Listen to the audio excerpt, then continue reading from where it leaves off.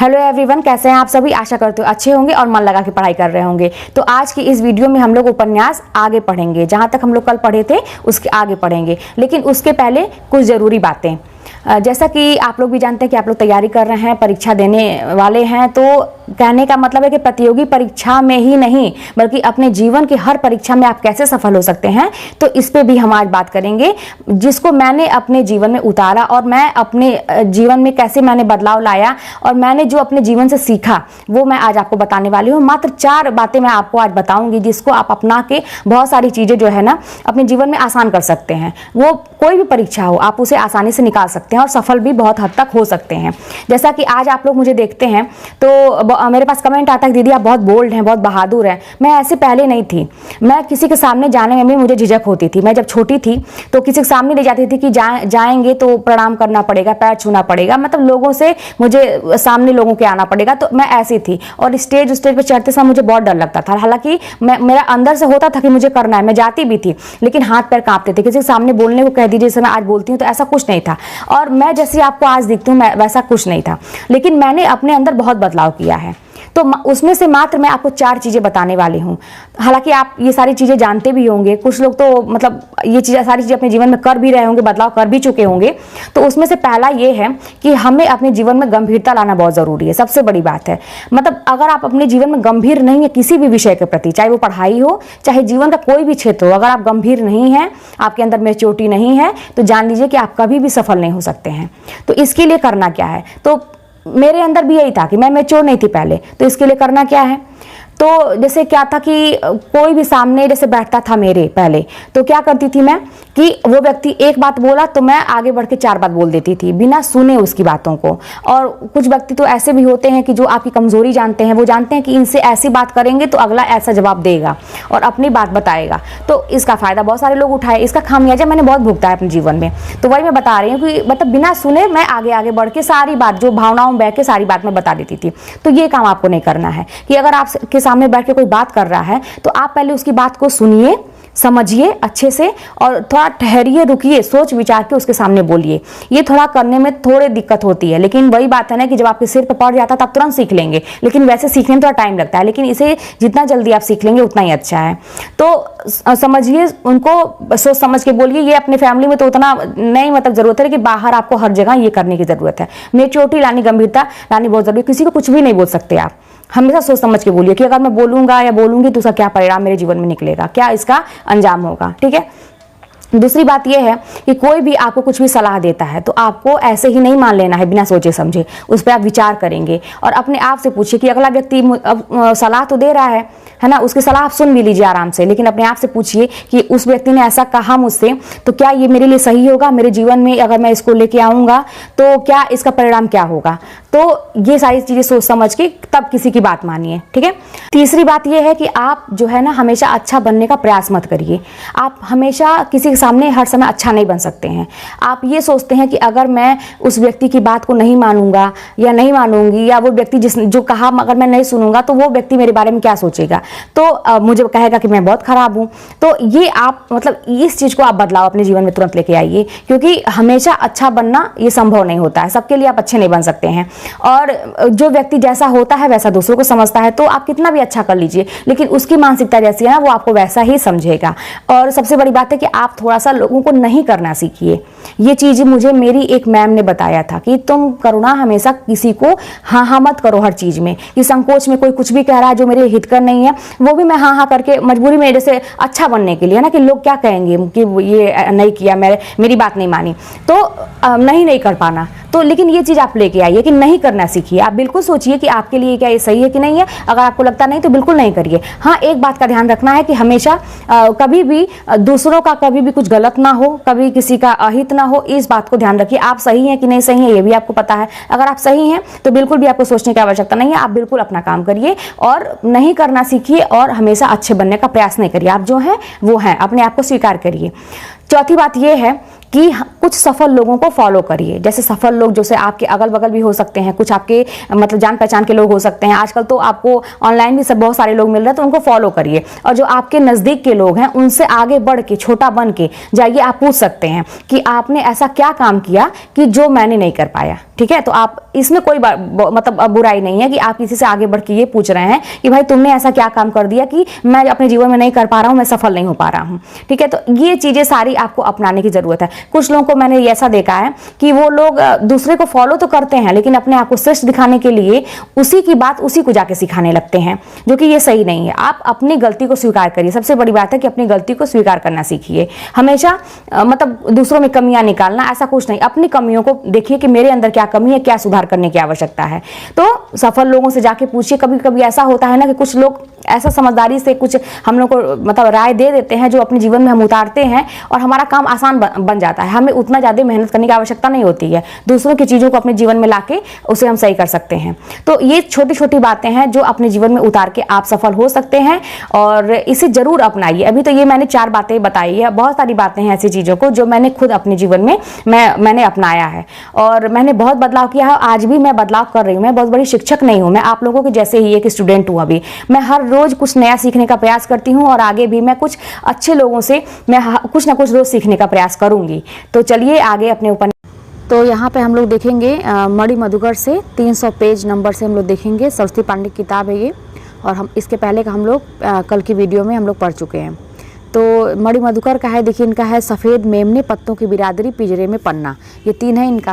तो अब हम लोग याद कैसे करेंगे? तो पहली बात तो हमको इनके नाम में मणि को देख लेना है। मणि, तो मणि किसका होता है? नाग मणि। आप सुने होंगे नाग वोगों का, नहीं फिल्म में दिखाता है कि नाग के पास मणि होती है। तो मैं ऐसे कल्पना कर लेती थी कि मणि कैसा होता है, आप देखे भी होंगे सफ़ेद होता है ना, तो सफ़ेद मेमने की तरह। ठीक है ना, तो मणि मधुकर से सफ़ेद मेमने, फिर पत्तों की बिरादरी। अब सांप कहाँ रहते हैं? पत्तों तो नहीं रहते हैं छुपे हुए, तो सब पत्तों की बिरादरी में रहते हैं। फिर पिंजरे में पन्ना, और पिंजरे में पन्ना एक धातु होती है, वो भी आप जानते हैं। तो पन्ना ये जो रत्न होता है ना, रत्न, तो उसी की तरह से मणि भी होता है, वो भी एक रत्न की तरह होता है। तो पन्ना मतलब ऐसे मैं जोड़ लेती थी दिमाग में कि रत्न है, ये भी है। तो पिंजरे में पन्ना आ गया सब। ठीक है, तो ये मणि से मैंने इसको जोड़ लिया। अब देखिए, अब हम लोग इसका देखेंगे। सफ़ेद मेमने 71 में है। राजस्थान के नेगिया, बराऊ, गबासी जैसी ढाड़ियों के में बसे लोगों की कथा है। पत्तों की बिरादरी 79 में है। राजस्थान और पाकिस्तान की सीमा पर स्थापित राहत शिविरों की जिंदगी का अंकन है। पिंजरे में पन्ना 81 में है। रम्या और सोन टके के जीवन का अंकन है। ठीक है, चलिए आगे देखते हैं। यहाँ पे देखिए श्रवण कुमार का है। तो श्रवण कुमार, अब इनका देखिए पहले देख लीजिए कितना है। तो इनका यहाँ तक है, ठीक ना, इनका जो है यहाँ तक, यहाँ से यहाँ तक है। ठीक, थोड़ा बड़ा है लेकिन थोड़ा हम बड़ा करके पढ़ेंगे पहले। तो पहली बात तो आप श्रवण कुमार नाम भी परिचित होगा। श्रवण कौन थे भाई? इनके माता पिता अंधे थे, माँ बाप के बहुत भक्त थे। तो ये मैं कल्पना करती थी, एकदम श्रवण कुमार को कल्पना कर लेती थी और ये देखती थी कि अपने कंधे पे वो 2 तराजू जैसा वो बैठा के अपने माँ बाप को लेके जा रहे हैं। ठीक है, ऐसा आप भी सोच लीजिए। तो श्रवण कुमार तो ऐसे बैठा के कहाँ से जा रहे हैं? जंगल तंत्रम, मतलब जंगल तंत्रम से होते हुए सेतु पर, सेतु मतलब पुल, तो जंगल तंत्रम से श्रवण कुमार जंगल तंत्रम से होते हुए सेतु पर जा रहे हैं।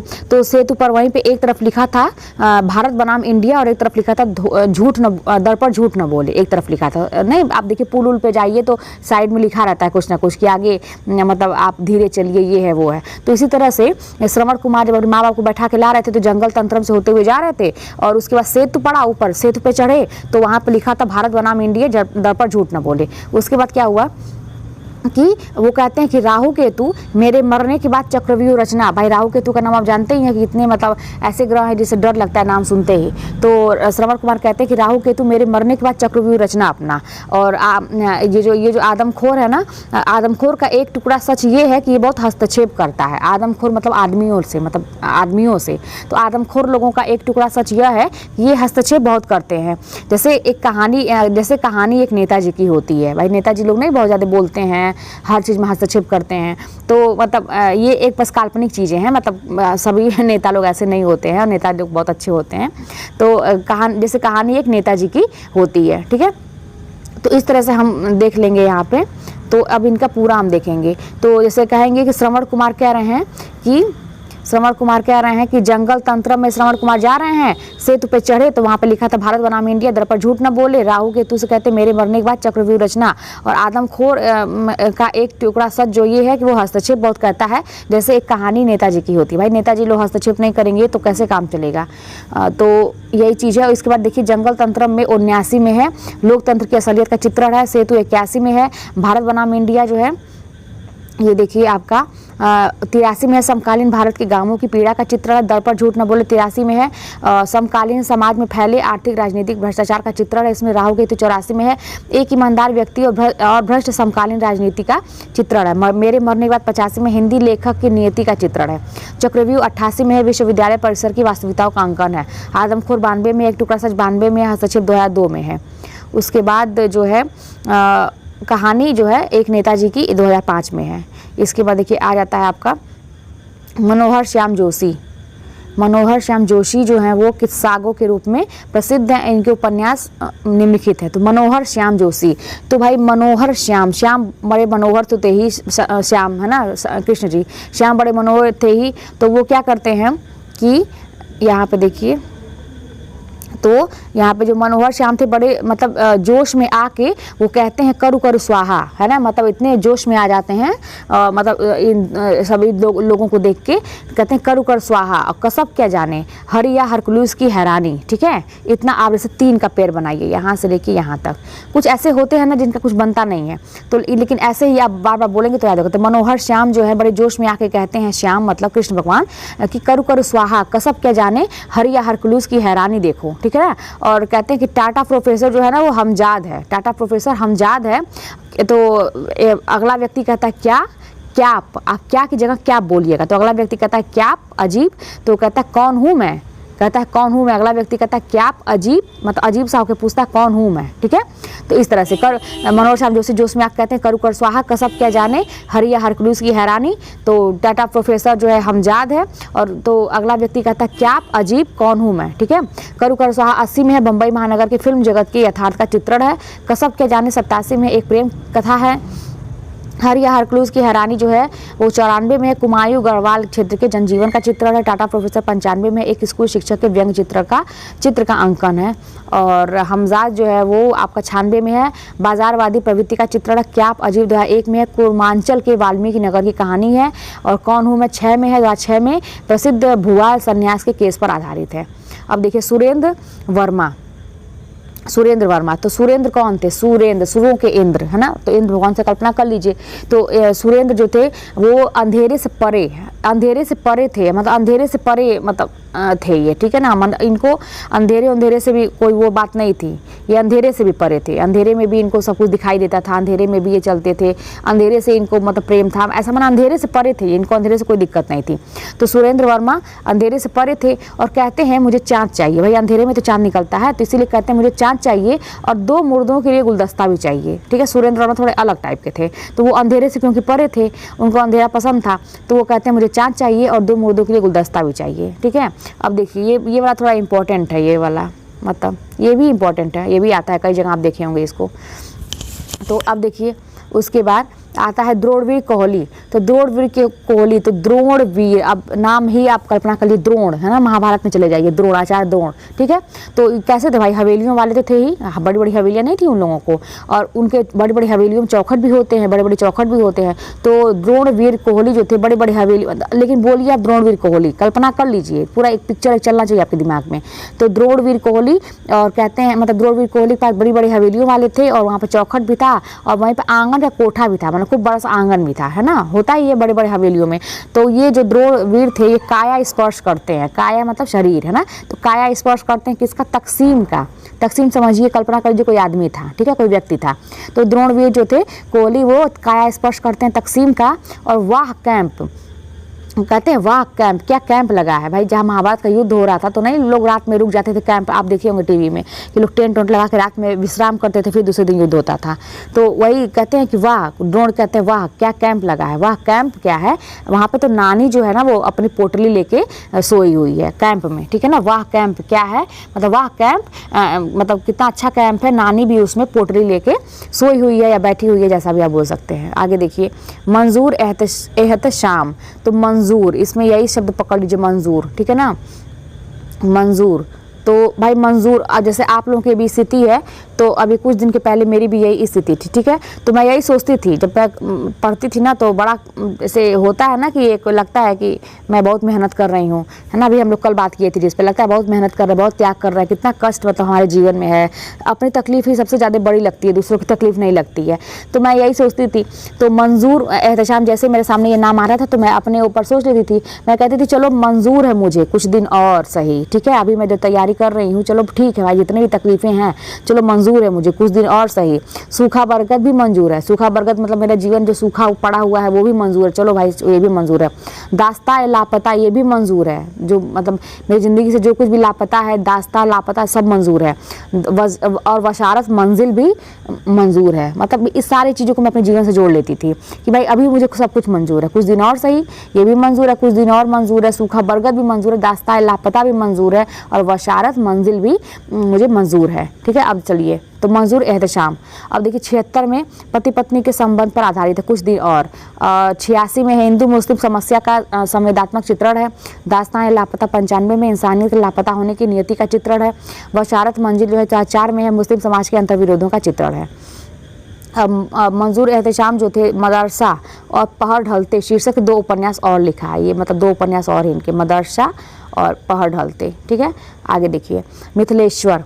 तो मिथिलेश्वर आपको नाम सुन के ही लग रहा होगा कोई कहें कि भाई राजा वजा होंगे, है ना, तो कल्पना भी कर लीजिए। तो मिथिलेश्वर जो थे वो कहते हैं झुनिया से, और मतलब उनके दरबार में एक स्त्री थी झुनिया, तो उसे कहते हैं कि झुनिया युद्ध स्थल में प्रेम न बाड़ी उपजे, कि भाई युद्ध स्थल में प्रेम नहीं उपज पाएगा, है ना। कल्पना कर लीजिए ऐसे मतलब कहानी कि मिथिलेश्वर मतलब एक राजा थे और कहते हैं झुनिया से कि झुनिया युद्ध स्थल में प्रेम न बाड़ी उपजे, और यह अंत नहीं है, यही अंत नहीं है तुम्हारा, ठीक है। सुरंग में तुम्हारी जब सुबह होगी तो माटी कहे कुम्हार से। अब माटी कहे कुम्हार से कैसे, सुरंग में क्या होता है, जब सुरंग में आप घुसेंगे तो नीचे मिट्टी नहीं होती है, खूब ज़्यादा मिट्टी उट्टी होती है, तो सुरंग में सुबह जब तुम्हारी होगी तो माटी कहे कुम्हार से, और पानी बीच मीन प्यासी। और माटी में क्या होता है, माटी में मछलियाँ होती हैं, कहीं कहीं कीचड़ में मछलियाँ होती हैं, तो माटी में मैं कल्पना कर रही थी कि मैं देखी हूँ कीचड़ में बहुत सारी मछलियों को, तो माटी कहे कुम्हार से पानी बीच मीन प्यासी, कि भाई सुरंग में जो मिट्टी है दलदल है उसमें मछलियाँ हैं वो सब प्यासी मर रही हैं, पानी के बिना मर रही हैं, ठीक है। तो पानी बीच मीन प्यासी, ठीक है, इस तरह से। अब देखिए इसका झुनिया जो है 80 में है बिहार के गांवों का चित्रण है। युद्ध स्थल 81 में अंधविश्वास ग्रस्त पिछड़ी मानसिकता के ग्रामीणों के भयावह जीवन का अंकन है। प्रेम ने बाड़ी उपजे 95 में रूपेश और शकुंतला की प्रेम कथा और त्रासदी का अंकन है। यह अंत नहीं 2000 समकालीन बिहार के गांवों का यथार्थ चित्रण है। और सुरंग में सुबह 3 में है समकालीन राजनीति के घिनौने चेहरे का अंकन है। माटी कहे कुमार से 6 दलित वर्ग की त्रासदी और लोकतंत्र के सलियत का अंकन है। पानी बीच मीन प्यासी, ठीक है। आगे देखते हैं वीरेंद्र जैन समकालीन उपन्यासकारों में प्रतिष्ठित है, वीरेंद्र जैन, ठीक है। वीरेंद्र, तो वीरेंद्र जो है वो सुरेखा पर्व से कहते हैं। वीरेंद्र मतलब ये समझिए जब भी इंद्र टाइप का आता था ना तो मेरे दिमाग में यही आ जाता था कि कोई राजा होंगे, या सुरेंद्र मतलब या तो इंद्र भगवान को मैं सोच लेती थी या तो कोई राजा, ठीक है। तो वीरेंद्र जो थे समझिए ये भी कोई राजा थे, राजकुमार थे, तो ये सुरेखा से कहते हैं। सुरेखा इनकी समझिए मित्र थी, इनकी मतलब मित्र वो थी इनकी सुरेखा पर्व, लेकिन पर्व भी बोल दीजिएगा।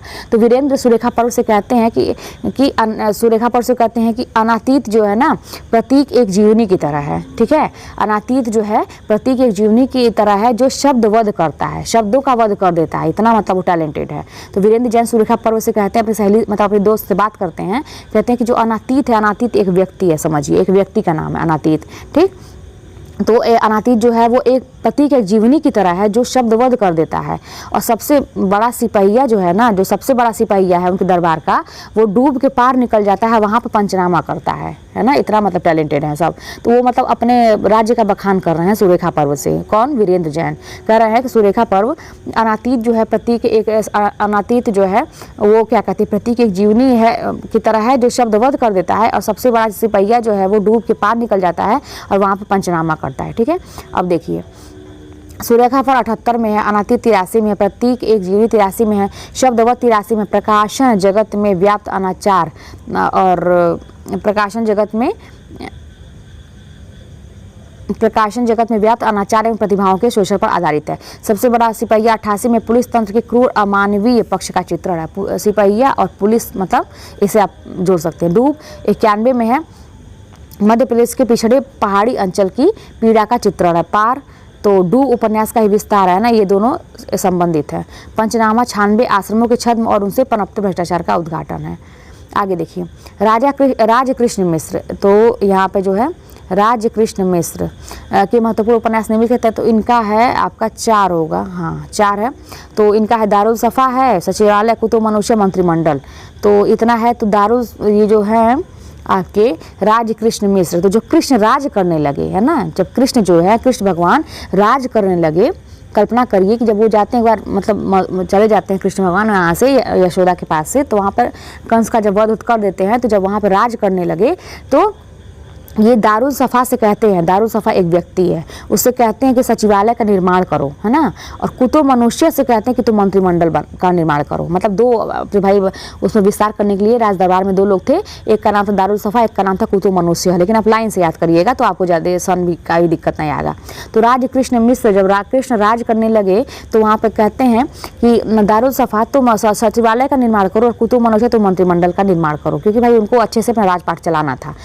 ऐसी कहानी बनाइए और कल्पना भी करिए कि कृष्ण भगवान है, सिंहासन में बैठे हुए हैं, 2 ठे आदमी खड़े हैं उनके अगल बगल, एक का नाम है दारुल सफ़ा, एक का नाम कुतुब मनुष्य। तो उसको उंगली दिखा के कह रहे हैं कि तुम सचिवालय का निर्माण करो, और कुतुब मनुष्य को उंगली दिखा कर तो मंत्रिमंडल का निर्माण करो। एक पिक्चर आपको बस थोड़ा सा दिक्कत होगा, शुरू में टाइम लगेगा, इसके बाद जब भी देखिए आपको मैं पढ़ा रही हूँ ना, लेकिन मेरे दिमाग में पिक्चर तुरंत वो एक सीन तुरंत क्रिएट हो जा रहा है, क्योंकि मैं इसी तरह से अपने दिमाग में चीज़ों को बैठाई ही हूँ। ठीक है, आगे देखिए 81 विधायकों और मंत्रियों की घिनौनी राजनीतिक गतिविधियों का अंकन है। सचिवालय जो है दारुल सफ़ा का है ये 81 में। सचिवालय 84 में नौकरशाही और असामाजिक तत्वों के अंतरंग संबंधों का चित्रण है।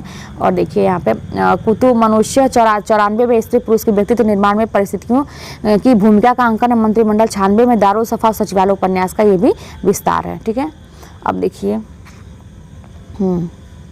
पंकज बिष्ट, तो पंकज जो थे एक मतलब मेरे जान पहचान के हैं, तो वो जब पढ़ाते थे उनका मैं देखती थी, जैसे हम लोग के साथ ही टीचिंग करते थे, तो उनका जब मैं देखती थी वीडियो वगैरह, तो ये देखती थी कि वो जब पढ़ाते थे ना, तो उनके पीछे एक दरवाज़ा मुझको देखता था हमेशा, तो मैं उनसे तो दरवाज़ा यहाँ पे आ गया, तो जब भी पंकज बिष्ट आता था तो मेरे सामने मतलब वही आ जाते थे उनका चेहरा, और मैं इसी से कल्पना कर लेती थी। तो पहला मुझे तुरंत याद हो जाता था कि पंकज बिष्ट, लेकिन दरवाज़ा तो ना उस चिड़िया का नाम था, और उस पर ऐसा डिज़ाइन बना था, मैं सोचती थी कि उस पर ऐसा डिज़ाइन बना था चिड़िया की तरह था दरवाजे पे, तो पंकज बिष्ट, लेकिन दरवाज़ा उनका ऐसा था ना कि जैसे उस चिड़िया का नाम था इस तरह से।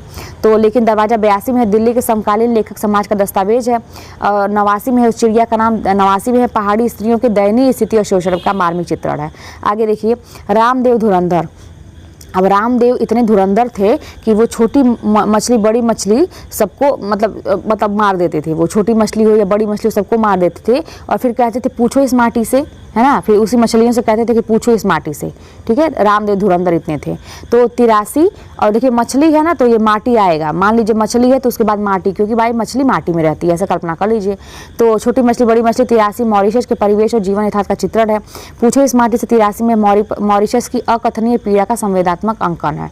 अब देखिए कमलाकांत त्रिपाठी, तो कमलाकांत एक व्यक्ति ऐसे थे जिनको पाही घर से बेदखल कर दिया गया था। मतलब कल्पना करिए कमलाकांत एक बहुत लाचार व्यक्ति थे और उनको पाही घर से बेदखल कर दिया गया था। तो 91 में सन 1857 पाही घर 91 में है, 1991 में सन 1857 की घटना के त्रासद राष्ट्रीय अनुभव पर आधारित है। बेदखल 97 में है, तो भारतीय स्वाधीनता आंदोलन के अछूते पहलुओं से संबद्ध है। अब देखिए विजय, तो विजय ने निम्नांकित औपन्यासिक कृतियों की रचना की है। विजय, तो विजय भी मतलब मेरे जान पहचान के एक लोग थे, तो मैं कल्पना करती थी कि विजय जो है ना वो फील्ड में जा रहे हैं, खूब बड़ी सी फील्ड है और वहाँ पे साकेत की यूकेलिप्टस लगा रहे हैं, यूकेलिप्टस का पेड़ होता है ना, तो मैं सोचती थी कि विजय जो है वो जा रहे हैं, बहुत बड़ी सी फील्ड है, वहाँ पे बहुत सारा साकेत की यूकेलिप्टस लगाते हैं और वहीं पर सीमेंट घर भी बनाते हैं वहीं पर, और कहते हैं वहीं से चिल्ला रहे हैं, कहेंगे लौटेगा अभिमन्यु, वो मतलब उनको विश्वास है, कह रहे लौटेगा अभिमन्यु। ठीक है, तो विजय, तो इस तरह से मैं कल्पना करती थी।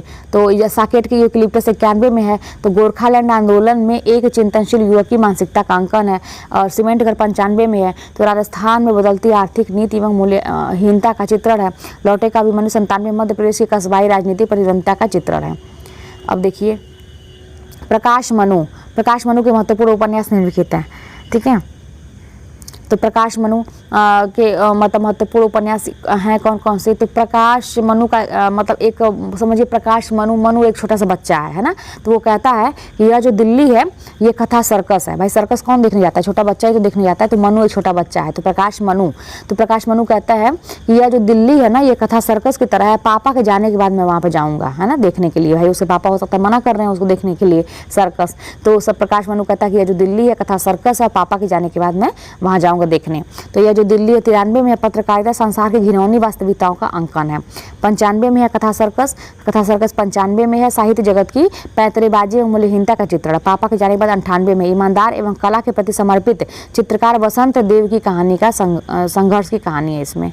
आगे देखिए प्रियंवद, तो प्रियंवद जो है ना, प्रियंवद कह रहा है, प्रियंवद एक मतलब स्त्री थी, ठीक है, एक राज दरबार में प्रियंवद नाम की स्त्री थी, तो वो जाके मतलब कह रही है, मतलब सबसे बता रही है कि वे वहाँ कैद हैं जहाँ पे परछाई नाच हो रही है ना। प्रियंवद एक स्त्री है, किसी राज दरबार में कोई राजा मतलब गायब हो गया, समझिए राजा कोई कैद हो गया है कहीं पे, तो सब लोग जान नहीं पा रहे हैं, तो प्रियंवद नाम की एक स्त्री आती है और कहती है कि वे वहाँ कैद हैं, मतलब राजा को वे वहाँ कैद हैं जहाँ पे परछाई नाच हो रही है, ठीक है, तो वे वहाँ कैद हैं। 94 में संप्रदायवाद एवं उनके बीच पनपते फांसीवाद के भयानक चेहरे का चित्रण। परछाई नाच 2000 में प्रतीकात्मक उपन्यास है। अब देखिए आप अगला था असगर वजाहत, तो असगर वजाहत, अब नाम से ही आपको पहला देखिए असगर, तो असगर अजगर, मैं ऐसे सोच लेती थी असगर अजगर। अब अजगर की कल्पना करिए, खूब बड़ा सा अजगर है ना, तो वो ऐसा अजगर है कि 7 आसमान मतलब छू सकता है ना, कल्पना कर लीजिए इतना बड़ा है, तो पहला ही तो 7 आसमान ऐसे भी आपको मतलब एक तरह से याद हो जाएगा। तो असगर जो है वजाहत से कहता है कि 7 आसमान कैसे आग लगाई, है ना, तो असगर वजाहत से मतलब असगर जो है वजाहत से कहता है कि 7 आसमान कैसे आग लगाई और मन माटी बरखा रचाई, है ना, असगर जो है वजाहत से कहता है। पहला ही जब याद हो जाएगा 7 आसमान, क्योंकि अजगर इतना लंबा है, इतना बड़ा है कि वो 7 आसमान इतना ऊंचा है, ऐसे याद कर लीजिए। तो 7 आसमान 96 में है। तो नवाब सामंतों की विलासिता का चित्रण है, कैसे आग लगाई 4 में है। तो अलीगढ़ मुस्लिम विश्वविद्यालय के आधार पर मुस्लिम समाज का चित्रण है, मनमाटी 11 में है, ठीक है, और बरखा रचाई का नहीं दिया है। आगे देखिए हिंदी के अन्य महत्वपूर्ण उपन्यास कार एवं उनके उपन्यास, मतलब एक छोटा छोटा है ये। तो पहला ही आता है भारत भूषण अग्रवाल, है ना, तो लौटती लहरों की बांसुरी। अब भारत भूषण, ठीक है, तो भारत भूषण से आप मतलब आप ये का सोच लीजिए,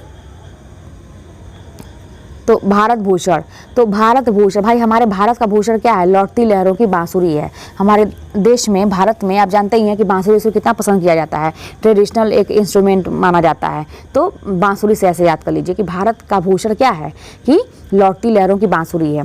रमेश बख्शी, तो बख्शी तो यहाँ पे तो रमेश बख्शी है ना, तो ये जो है रमेश बख्शी, तो ये जो है बड़े मतलब वो हो जाते हैं, क्या कहते हैं कि रमेश बख्शी जो है ना बड़े घायल कभी हो जाते हैं, गिर जाते हैं कहीं, ऐसा मैं कल्पना करती थी कि रमेश बख्शी कहीं गिर गए हैं, इनको चोट लग गई है, तो एक घिसा हुआ चेहरा इनका हो गया है ना, इनका चेहरा बहुत घिस गया है, घिसा हुआ चेहरा हो गया है और बैसाखियों वाली इमारतें की तरह हो गया। भाई बैसाखी लेके चलने लगते हैं, बोलिए पूरा आप, लेकिन कल्पना करिए कि मतलब रमेश बख्शी कहीं गिर गए, उनको चोट लग गई है, तो घिसा हुआ चेहरा उनका हो गया है, एक घिसा हुआ चेहरा, और बैसाखी लेके चल रहे हैं, तो बैसाखियों वाली इमारतें लेके चल रहे हैं, और चल रहे हैं तो उनको ऐसा लग रहा है जैसे चलता हुआ लावा, मतलब इतना उनको दर्द तकलीफ है कि जब चलते हैं तो उनको लग रहा है कि जैसे चलता हुआ लावा है, ठीक है, इस तरह से कल्पना कर लीजिए। शमशेर सिंह नरूला, तो इनका क्या है? एक पंखुड़ी की तेज धार, ठीक है ना, एक पंखुड़ी की तेज धार। अब शमशेर, यहाँ पर शेर है, यहाँ पर तेज है, तो शेर कैसे दौड़ता है? तेज दौड़ता है कि नहीं दौड़ता है?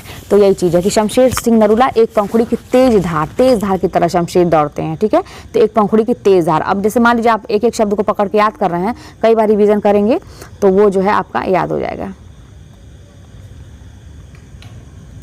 तो इसके बाद देखिए, अब देखिए आपका आ जाता है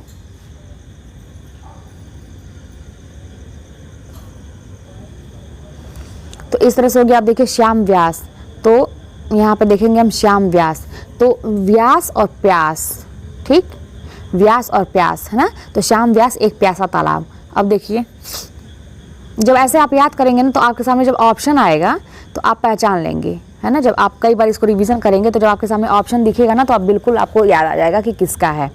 अब देखिए ठाकुर प्रसाद सिंह, तो ठाकुर प्रसाद सिंह, ठाकुर लोग जो होते हैं ना बड़े समृद्ध होते हैं, आपको भी पता है ठाकुर लोग मतलब शुरू से हवेली होती है इनकी बड़ी बड़ी, तो ठाकुर लोग बड़े समृद्ध होते हैं। तो उनके घर कुब्जा सुंदरी नाम की एक स्त्री रहती है और 7 घरों का गांव, इतना बड़ा मतलब उनका घर है, जैसे 7 घरों का गांव होता है ना, ऐसा उनका वो है मतलब घर है, 7 घरों का गाँव है एक तरह से। तो अब देखिए यहाँ पे स्वयं प्रकाश, तो स्वयं का जब प्रकाश कब जब होगा, स्वयं का प्रकाश अपना मतलब स्वयं का प्रकाश कब होगा, जब बीच में विनय, जब आपके अंदर विनय रहेगी तो आपका स्वयं का प्रकाश निकलेगा, ठीक है। तो स्वयं प्रकाश बीच में विनय। अब देखिए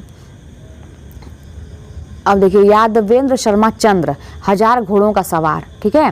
तो यादवेंद्र शर्मा चंद्र, तो यादवेंद्र शर्मा चंद्र जो है ना वो 1000 घोड़ों का, चंद्र जो है ना चंद्र, तो ये देखिए कि चंद्र भगवान जो है ना ये मतलब 1000 घोड़ों की सवारी करते हैं, ऐसे भी आप याद कर सकते हैं। यादवेंद्र शर्मा चंद्र जो है वो 1000 घोड़ों की सवारी करते हैं, 1000 घोड़ों का सवार, ठीक है। अब देखिए अगला यहाँ पे प्रयाग शुक्ल, ठीक है, प्रयाग शुक्ल। तो अब यहाँ पे गठरी है, तो आप ये देख सकते हैं गठरी, तो प्रयाग मतलब इलाहाबाद है ना। अब इलाहाबाद में सब लोग, आपको भी पता है कि सब लोग नहाने होने जाते हैं, कुंभ है या ऐसे भी जाते हैं लोग नहान करने के लिए, तो गठरी लेके नहीं जाते हैं सब लोग, कई दिनों के लिए कुछ लोग जाते हैं वहीं रहने के लिए, तो गठरी, तो ऐसे मैं कल्पना कर रही थी कि प्रयाग में जाते हैं लोग गठरी लेके, तो प्रयाग शुक्ल गठरी। अब देखिए सुदर्शन चोपड़ा, तो सम्मोहन, तो सुदर्शन कौन चलाता है, सुदर्शन चक्र कृष्ण भगवान चलाते हैं, और कृष्ण भगवान के मोहन मतलब उनकी सूरत आप देख लेंगे तो उनके सम्मोहन की मतलब एक शक्ति है, सब लोग कहते हैं ना कि कृष्ण भगवान में सम्मोहन की शक्ति, सबको मतलब मोहित कर लेते हैं, तो सुदर्शन सम्मोहन, ऐसे मैं कल्पना कर लेती थी, या कृष्ण भगवान जब सुदर्शन चक्र चलाते हैं तो सब लोग सम्मोहन में आ जाते हैं, तो सुदर्शन चोपड़ा सम्मोहन। आगे देखिए, अब यहाँ पर देखिए हरि प्रसाद त्यागी, तो हरि प्रकाश होगा या प्रकार है, मतलब प्रकाश समझिए, तो हरि प्रकाश त्यागी कहते हैं कि इतना, हरि प्रकाश त्यागी कहते हैं कि हटाओ, त्याग करते हैं ना, त्याग कर देते हैं, कहते हैं हटाओ मैं इसका त्याग कर चुका हूँ, दूसरा आदमी लाओ, ठीक है। हरि प्रसाद जो है, हरि प्रकाश, वो त्याग कर देते हैं और कहते हैं हटाओ इसको, दूसरा आदमी लाओ, तो इस तरह से। तो यहाँ पे देखिए योगेश शुक्ल का, ये कहते हैं कि टूटते बिखरते लोग हैं, मैं आपको पहले बता चुकी हूँ, योगेश मतलब मेरे जान पहचान का, तो उनको मैं कल्पना कर लेती थी। तो योगेश कुमार कहते हैं कि टूटते बिखरते लोग हैं और सूखा स्वर्ग है, और त्रोइका जो है वो शरद ऋतु में जाती है, ठीक है। त्रोइका मतलब कोई लड़की वो शरद ऋतु में जाती है, तो टूटते बिखरते लोग हैं, सूखा स्वर्ग के जैसे हो गया, इसलिए त्रोइका जो है शरद ऋतु में चली जाती है। उसके बाद देखिए रमाकांत का, तो रमाकांत कहते हैं कि कांत मतलब रमाकांत, कांत मतलब कैसे हो जाता है, मतलब अंत, किसी चीज़ का अंत, मतलब कांत में अंत ले लीजिए, तो किसी का अंत किस कब हो जाता है, जब तीसरा देश में ना छोटा छोटा महायुद्ध होने लगता है, ठीक है। रमाकांत है ना, अंत ले लीजिए कि जब तीसरा देश में छोटे छोटे महायुद्ध होने लगते हैं तो अंत हो जाता है। तो और कैसा लगता है उस टाइम में जब कहीं महायुद्ध होता है, तो प्यादा फर्जी अर्दब लगता है कि चारों तरफ प्याजा फर्जी अर्दब है, सब कुछ फर्जी है, ऐसा लगता है कि जब प्यादा फर्जी अर्दब है, और खोई हुई आवाज़ हो जाती है, सबकी आवाज़ जो है ना खो जाती है, खोई हुई आवाज़ हो जाती है, और दरवाजा ऐसा लगता है कि दरवाजे पर आग लग गई है, क्या लगता है कि दरवाजे पर आग लग गई है। तो जब उपसंस्कार करते हैं तो उसके बाद उसका समाधान भी निकल जाता है, सब लोग मिलकर उपसंस्कार करते हैं तो समाधान निकल जाता है, फिर टूटते जुटते स्वर भी आ जाते हैं, मतलब सब कुछ ठीक होने लगता है, तो टूटते जुटते स्वर आ जाते हैं, और फिर वहीं पर जुलूस वाला आदमी भी आ जाता है, जुलूस लेके अपना सब कुछ सही करने के लिए, ठीक है। आगे देखिए रूप सिंह चंदेल, तो रूप सिंह चंदेल का देखिए रमला बहू, तो पहले ही बहू से पकड़ लीजिए कि बहू का जो रूप होता है वो सुंदर होता है ना, भाई कोई भी आप बहू देखेंगे तो उसका रूप सभी लोग देखने आते हैं, तो रूप सिंह चंदेल रमला बहू। अब इतना तो आप जोड़ लिए तुरंत, तो जैसे रूप सिंह चंदेल आएगा तो रमला बहू याद आ जाएगा आपको। तो रमला बहू जो थी ना वो पाथर टीला पे नटसार करती है ना, नटसार समझिए कोई नृत्य होता है मान के चलिए, तो रूप सिंह चंदेल कहते हैं कि रमला बहू जो है पाथर टीला पे नटसार करती है। ज्ञान चतुर्वेदी, इनको इतना ज्ञान है ना कि इनको नरक यात्रा का भी मतलब ज्ञान है कि नरक की यात्रा कैसी होती है, इनको इतना ज्ञान है ना ज्ञान चतुर्वेदी को। ये 12 इसीलिए 12 मासी में ये मरीचिका को भी लेके चले जाते हैं, इनको इतना ज्ञान है, नरक की यात्रा भी इनको पता चल जाता है, और 12 मासी में ये मरीचिका को भी लेके चले जाते हैं, इतना इनको ज्ञान है। राकेश कुमार सिंह, तो राकेश तो राकेश मान लीजिए कोई व्यक्ति है ना, तो वो कहाँ जाता है, राकेश जो है जाता है जहाँ खिले हैं रक्त पलाश। अब कल्पना करिए कि पलाश का पौधा आप लोग देखे होंगे, खूब सुंदर सुंदर फूल होते हैं उस पर लाल लाल, है ना, तो मैंने तो देखा है रक्त की तरह एकदम लाल। तो राकेश जो है वहाँ पर जाता है जहाँ खिले हैं रक्त पलाश, और पठार पर कोहरा है वहीं पे, मतलब समझिए ऐसी जगह घूमने गया है राकेश कि जहाँ पे क्या है, जहाँ खिले हैं रक्त पलाश, वहीं पठार है, खूब ऊंचा पठार है, वहीं पे क्या है, कोहरा है, खूब ज़्यादा पठार पर कोहरा है, और जो इतिहास में नहीं है, मतलब ऐसी जगह जो गया है जो इतिहास में नहीं है, ठीक है। और तब सबको उसको पता चलता है कि साधो या मुर्दों का गाँव, बाद में उसको पता चलता है कि अरे बाप रे, ये तो सब लोग कह रहे हैं कि साधो या मुर्दों का गाँव है, ठीक है। आगे देखिए, तो यहाँ पे देखिए विद्यासागर नौटियाल, तो विद्यासागर नौटियाल, तो ये बड़े मतलब नौटियाल मतलब नटखट समझिए, इससे रहते हैं। विद्यासागर नौटियाल बड़े नटखट हैं, इसलिए इनके सारे ना उलझे रिश्ते जो है ना, मतलब वो हो जाते हैं कि मतलब सारे रिश्ते इनके उलझ जाते हैं, ठीक है। नौटियाल से ले लीजिए कि इनके सारे उलझे रिश्ते रहते हैं, लेकिन जब विद्या का सागर रहता है, जब विद्या का सागर आपके पास हो जाएगा तो क्या हो जाएगा कि जो भीम अकेला है ना, अकेला आप नहीं रह पाएंगे, जो भीम अकेला है वो सब अकेला नहीं रह पाएगा, और सूरज सबका हो जाएगा, जो सूरज है वो सबका हो जाएगा। तो विद्यासागर नौटियाल, नौटियाल से मतलब ऐसे नौटियाल है, नटखट हैं, तो उलझे रिश्ते हैं इनके, लेकिन जब विद्या का सागर मतलब आपके पास रहेगा, किसी के पास रहता है उसके पास, तो भीम अकेला जो था वो अकेला नहीं रह जाएगा, उसका सब कुछ ठीक हो जाएगा और सूरज सबका हो जाएगा। आगे देखिए बाल शौरी रेड्डी, है ना, तो बाल शौरी, शौरी को पकड़ लीजिए, तो शौरी से शबरी, बड़ा श, ठीक ना, बाल शौरी रेड्डी, तो शबरी, तो यहाँ पे शबरी जो है कहते हैं, बाल शौरी रेड्डी कहते हैं कि शबरी जिंदगी की राह ना वो भग्न सीमाएं की तरह हैं, ठीक है। ये बाल शौरी रेड्डी, शबरी मतलब एक औरत है, उसको बता रहे हैं कि जिंदगी की राह जो है वो भग्न सीमाएं की तरह। शबरी आप जो रामायण की शबरी है उसको भी सोच सकते हैं। अब इसके बाद जो है कहते हैं कि और बैरिस्टर जो है ना वो प्रकाश और परछाई की तरह आता है, ठीक है। और लकुमा जो है वो लकुमा में प्रोफेसर, लकुमा किसी जगह का नाम है, लकुमा में प्रोफेसर दावानल की तरह आता है, ठीक है, दावानल जो आग लगती है। तो इस तरह से कहते हैं कि शबरी जिंदगी की राह भग्न सीमाएं की तरह है, और बैरिस्टर जो है वो प्रकाश और परछाई की तरह आता है उसी में, और लकुमा में प्रोफेसर आता है दावानल की तरह, ठीक। अब देखिए आशीष सिन्हा, तो आशीष सिन्हा मतलब आशीष सिन्हा कहता है, मतलब मेरे तो फिर यही बात है कि जान पहचान का एक लड़का था तो मैं सोच लेती थी, लेकिन आप ऐसे भी सोच सकते हैं कि आशीष नाम का कोई लड़का है और वो सोचता है बैठ के, मतलब बहुत अकेला रहता है, जाके समुद्र किनारे बैठ जाता है, ठीक है। आप कल्पना करिए कोई आशीष नाम का लड़का है, आशीष सिन्हा नाम का, वो बहुत दुखी रहता है या ऐसे परेशान रहता है, तो समुद्र किनारे एकांत में जाके बैठ जाता है। तो उसके बाद वो देखता है, वहीं पर सोचता है कि बीता हुआ समय, अपना बीता हुआ समय याद करता है वहाँ बैठ के, है ना, और देखता है लहर सवा रही है, तो कहता है कई लहरों के बीच, मतलब बीता हुआ समय मेरा कई लहरों के बीच में चला गया, ठीक है, ऐसा सोचता है वो। कौन? आशीष सिन्हा समुद्र किनारे जाके बैठता है और कहता है कि बीता हुआ समय मेरा सब कई लहरों के बीच में चला गया। और यहीं पर अजनबी इंद्रधनुष निकलता है, यहीं पे देखो जो अजनबी इंद्रधनुष निकला है वो सूर्योदय मतलब सूर्योदय के पहले निकला है, ठीक है। अजनबी इंद्रधनुष जो है वो सूर्योदय के पहले निकला है। अब इंद्रधनुष कैसे कल्पना करेंगे, मान लीजिए लहर है, सोचिए समुद्र है और उसी पे इंद्रधनुष की छाया ऐसे पड़ रही है ना, तो क्या कहते हैं कि बीता हुआ समय मेरा कई लहरों के बीच में चला गया, और अजनबी इंद्रधनुष जो है सूर्योदय के पहले ही निकल जाता है। जैसे लग रहा है कोई एक सपना है, ऐसा लग रहा है जैसे कोई एक सपना है, ठीक। अब देखिए धर्मेंद्र गुप्त, तो धर्मेंद्र मतलब एक व्यक्ति है, वो कहता है कि नगर पुत्र हंसता है ना, नगर पुत्र हंसता है, नोन तेल लकड़ी करता है ना।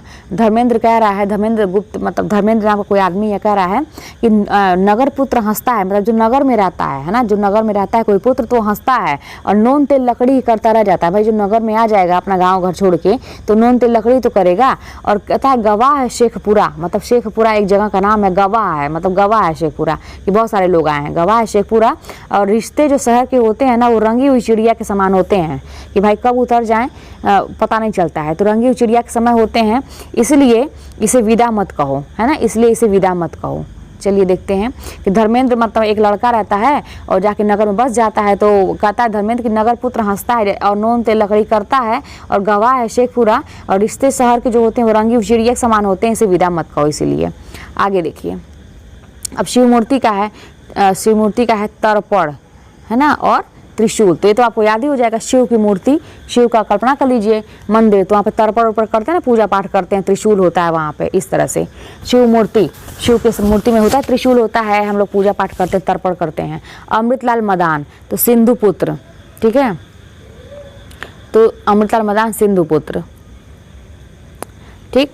तो अमृत लाल, अब अमृत कहाँ से निकला था? सिंधु से, ठीक है, सिंधु से। तो मतलब अमृत लाल मदान सिंधु, और लाल का मतलब पुत्र होता ही है, तो अमृत मतलब सिंधु पुत्र, ठीक है। अमृत कहाँ से निकला? सिंधु से निकला था, तो अमृत लाल मदान और सिंधु पुत्र। दीपचंद निर्मोही, तो भाई दीप का जब मतलब आपकी रोशनी आ जाएगी, दीपचंद निर्मोही, तो और कितने अंधेरे रहेंगे? दीप जहाँ जलता है तो अंधेरा थोड़ी नहीं रहता है, तो दीपचंद निर्मोही की और कितने अंधेरे, है ना। हर दर्शन सहगल, तो हर दर्शन, हर से आप हरि को ले लीजिए, है ना, हरि, तो मतलब ऐसा बोलिए, तो हर दर्शन सहगल, जब हरि का तुम बार बार दर्शन करोगे तो क्या होगा? टूटी हुई जमीन भी तुम्हारी बन जाएगी। जब हरि का बार बार दर्शन करोगे या हर दर्शन करोगे, हर भगवान का हर दर्शन करोगे, तो तुम्हारी टूटी हुई जमीन बन जाएगी। प्रताप सहगल, तो प्रताप सहगल अनहद नाद, अनहद नाद, सहगल और अनहद नाद, कुछ देखिए शब्द नहीं, थोड़ा उनका मिल रहा है ना, साउंड मिल रहा है। तो प्रताप सहगल अनहद नाद, सहगल कोई मात्रा नहीं है, अनहद नाद में कोई मात्रा नहीं है, तो प्रताप सहगल अनहद नाद, है ना। आखिरी मात्रा है तो उसको इग्नोर करिए। तो इस तरह से आगे देखिए, चंद्र किशोर जायसवाल, तो चंद्र के किशोर जो है ना वो हमेशा शीर्षक लिखता है। चंद्र किशोर जो है, चंद्र का किशोर मतलब चंद्र का बेटा, चंद्र का किशोर जो है वो हमेशा शीर्षक लिखता है। रमेश उपाध्याय, तो रमेश हमेशा, फिर रमेश आ गया, रमाधन ईश, ऐसे मैं पढ़ लेती थी। रमेश मान लीजिए कोई राजा है इस तरह से, तो क्या कहते हैं कि मतलब रमेश उमेश नाम ऐसा मतलब ईश जैसा भी आता था तो मैं उसको राजा के रूप में ले लेती थी।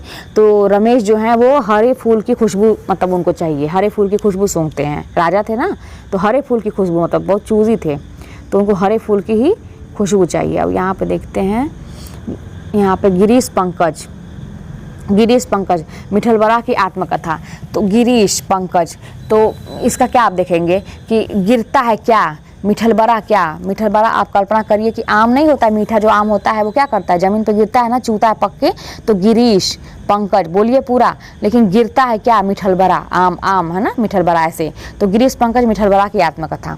धीरेन्द्र अस्थाना, तो धीरेन्द्र धीरे धीरे, है ना, धीरेन्द्र अस्थाना, तो धीरेन्द्र में धीरे धीरे ले लीजिए, तो धीरे धीरे धीरेन्द्र अस्थाना कहते हैं कि धीरे धीरे हलाहल गुजर क्यों नहीं जाता नदी के बाहर, है ना। हलाहल मतलब क्या? मतलब एक समझिए कि विश्व उससे संबंधित है ना, तो धीरेन्द्र अस्थाना कहते हैं धीरे धीरे हलाहल गुजर क्यों नहीं जाता नदी के बाहर। अब जगदीश चतुर्वेदी, तो जगदीश जो है ना भगवान, है ना, समझिए भगवान धरती पर उतरे हैं और कहाँ घूम रहे हैं? कनॉट प्लेस में घूम रहे हैं।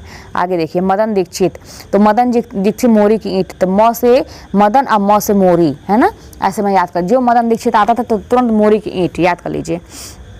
उसके बाद सुबोध श्रीवास्तव, तो सुबोध, आपको जब किसी चीज़ का बोध होगा तभी तो आप हीरा की परख करेंगे। भाई हीरा की परख करने के लिए आपको बड़ी मतलब बोध की ज़रूरत है, ज्ञान की ज़रूरत है। तो सुबोध श्रीवास्तव हीरा परा बाजार में, है ना, हीरा तुरंत आपके दिमाग में आ जाएगा, तो सुबोध श्रीवास्तव हीरा परा बाजार में। आगे देखिए, तेजिंदर, तेजिंदर, तो तेजिंदर इतना तेज़ी से चलता है ना कि उस शहर तक चला जाता है एक ही बार में, इतना तेज़ी से चलता है। तेजिंदर जो है एक व्यक्ति है और इतना तेज़ी से चलता है कि उस शहर तक चला जाता है जैसे लगता है कि सीढ़ियों पे चीता दौड़ रहा है ना।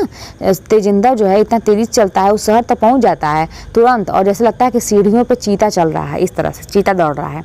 अब देख गौरी शंकर कपूर, तो गौरी शंकर भाई जहाँ भी रहते हैं, गौरी शंकर, शंकर भगवान जी, गौरी पार्वती माता जहाँ भी रहते हैं, तो आप देखते नहीं टीवी में उल्का उल्का पिंड किनारे किनारे सब दिखाता है रात में, है ना, ऐसी जगह पे, तो उल्का पिंड, ठीक है, तो उल्का साकेत यहाँ पे आ गया, उल्का साकेत, उल्का आ गया ना, तो उल्का साकेत, गौरी शंकर कपूर, उल्का साकेत। अब देखिए राजीव कुमार, तो राजीव नाम का कोई व्यक्ति है जो आपके मतलब टुकड़े टुकड़े दिल का कर दिया है ना, इतना परेशान आपको किया कि आपका दिल एकदम टुकड़े टुकड़े में टूट गया है। राजीव कुमार टुकड़े टुकड़े। ज्योतिष जोशी, सोनबरसा, तो सोनबरसा मतलब एक जगह का हमारी जो नाम है, तो वहाँ पे ज्योतिष जो है सिखाया जाता है, तो ज्योतिष सोनबरसा। कृष्णचंद्र, एक गधे की आत्मकथा। अब देखिए यहाँ पे र लग गया है ना, कृष्ण, मैं ऐसे ही कल्पना कर देती कि कृष्णचंद्र होना चाहिए लेकिन र लगा दिए हैं, तो अब ये जो है ना अब एक गधे की आत्मकथा है, इसलिए लग रहा है कि कृष्णचंद्र जो है ना गधे की आत्मकथा लिख दी है, या तो चंद्र आता तो कुछ और लिखे होते, लेकिन कृष्णचंद्र लग गया तो यानी कि ये इसलिए एक गधे की आत्मकथा ये लिख दी है। आगे देखिए, ये सब काल्पनिक बातें हैं, मतलब आप लोग कैसे भी करके समझ के पढ़ना है, आप लोग इससे अगर बेहतर तरीके से पढ़ रहे हैं तो वैसे ही पढ़िए। फिर देखिए सुरेश कुमार वर्मा, तो सुरेश फिर आ गया, तो सुरेश है ना, तो ये मुमताज़ महल, सुरेश आते हैं धरती पे और वो मुमताज़ महल मतलब उनका देखने जाते हैं। अब देखिए अरुण प्रकाश, तो अरुण का प्रकाश जब होता है तो कोपले, तो अरुण का प्रकाश मतलब सूर्य का प्रकाश जब आता है तो पेड़ की कोपलें जो होती हैं देखिए कैसे खिल जाती हैं, है ना, तो अरुण का प्रकाश कोपल का था, ठीक। उदय प्रकाश, अब जब उदय का प्रकाश होता है जब प्रकाश का उदय होता है तो छतरी लेके, जैसे भाई प्रकाश मतलब जब होता है, जब बहुत धूप होती है तो हम लोग छतरी लेके नहीं जाते हैं, तो वही कल्पना करिए। तो उदय प्रकाश, जब प्रकाश का उदय होता है तो पीली छतरी वाली लड़की मतलब निकलती है अपनी छतरी लेके, पीली छतरी वाली लड़की निकलती है। एकांत श्रीवास्तव एकांत में बैठे रहते हैं भाई, एकांत श्रीवास्तव हमेशा, तो वो क्या देखते हैं, जब एकांत में बैठे रहते हैं तो पानी भीतर फूल देख लेते हैं भाई। जब एकांत में आप बैठेंगे तो आपको बहुत कुछ दिखाई देगा पानी में, तो पानी के भीतर एक फूल देख लेते हैं एकांत श्रीवास्तव एकांत में बैठे बैठे। अशोक भौमिक, शिप्रा एक नदी का नाम है। अब अशोक राजा था, एक टाइम का राजा, तो आप इतिहास में पढ़ेंगे तो देखिए शिप्रा उस टाइम के मतलब नदियों का नाम था, इस तरह से पुरानी नदियों का। तो अशोक भौमिक, शिप्रा एक नदी का नाम, अशोक मतलब इतिहास में चले जाइए, ठीक, अशोक भौमिक, शिप्रा एक नदी का नाम। तो ये देखिए हमारा हो गया कंप्लीट, और इसके बाद महिला उपन्यासकार आ जाएगा, है ना। तो यहाँ तक तो हो गया, मैंने आपको निपटा दिया। और इसके बाद जो है कितना पेज था, तो जितना भी 5 पेज है, ठीक है, तो एक हो गया 5 पेज। तो अब हम लोग आगे पढ़ेंगे महिला उपन्यासकार। आगे भी खूब पढ़ते रहिए आप लोग। और चलिए, अगर वीडियो पसंद आए तो लाइक करिएगा और कमेंट के माध्यम से बताइएगा कि क्या दिक्कत है क्या नहीं है। और अगर चैनल पर नए हैं तो सब्सक्राइब करिएगा, ताकि आपको ऐसे ही बहुत सारी यूज़फुल वीडियो आपको आगे भी मिलती रहे। चलिए, मिलते हैं नेक्स्ट वीडियो में।